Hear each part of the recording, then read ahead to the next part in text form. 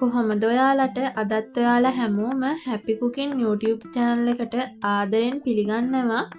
ඉතින් අපි අද බලමු ගෙදරදී ඉක්මනින් ලේසියෙන්ම කොකිස් කොහොමද හදාගන්නේ කියලා. අපි දැන් බලමු අපේ කොකිස් මිශ්‍රණය කොහොමද හදාගන්නේ කියලා.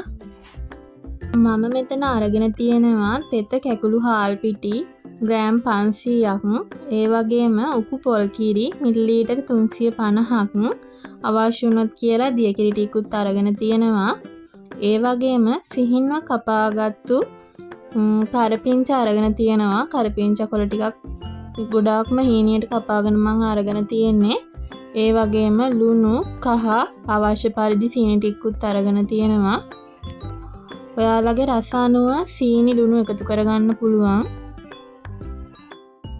දැන් මම මේ විදිහට ටිකක් ලොකු භාජනයක් අරගෙන අපේ හාල් පිටි එක මේ විදිහට දාගෙන කහ එකතු කරගන්නවා.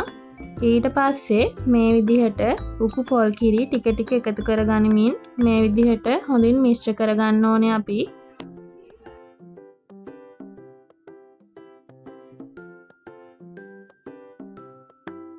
අපි මේ මිශ්‍රණය ගොඩක් කුකුත් නැති ගොඩාක්ම දියත් නැති පදමට හදාගන්න ඕනේ.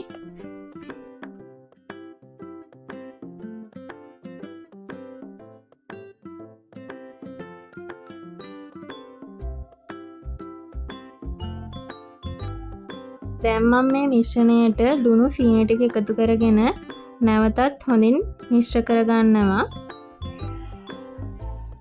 මේක විනාඩි 3ක් 4ක් වගේ හොඳින් මිශ්‍ර කරගන්න. දැන් අපි සිහින්ව කපාගත්තු කරපිංචා කොළ ටික අපේ මිශ්‍රණයට එකතු කරගෙන නැවතත් හොඳින් කවලම් කරගන්නවා මේක.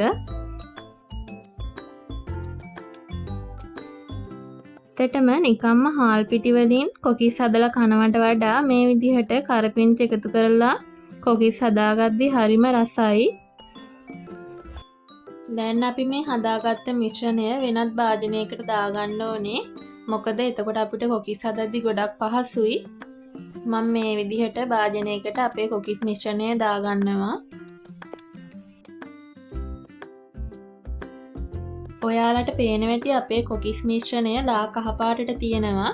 අපි කොකිස් ටික බැඳගද්දි මීට වඩා ලස්සන පාටකට එනවා.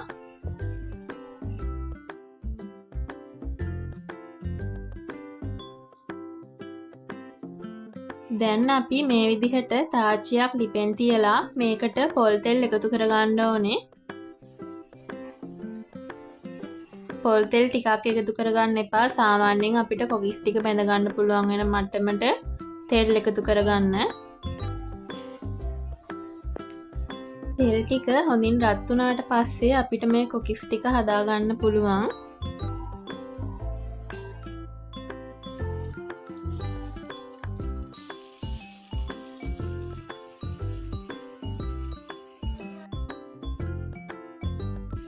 ඒ වගේම තමයි අපි කොකිස් හදද්දී ගින්දර ගැන සැලකිලිමත් වෙන්න ඕනේ.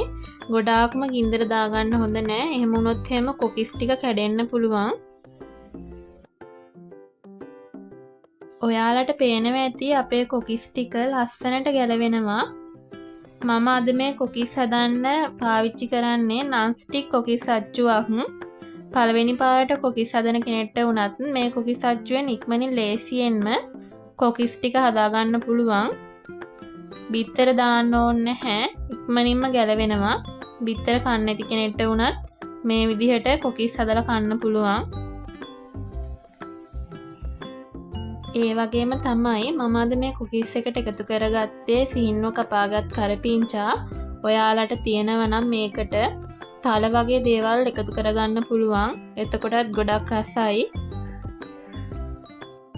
පේනවා ඇති ලස්සන කහ පාටකට අපේ කොකිස් ටික ඇවිල්ලා තියෙනවා.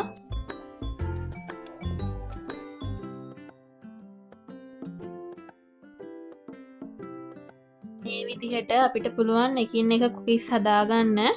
ගොඩාක් අයට තියෙන ප්‍රශ්නයක් තමයි කොකිස් ගැලවෙන්නේ නැති එක.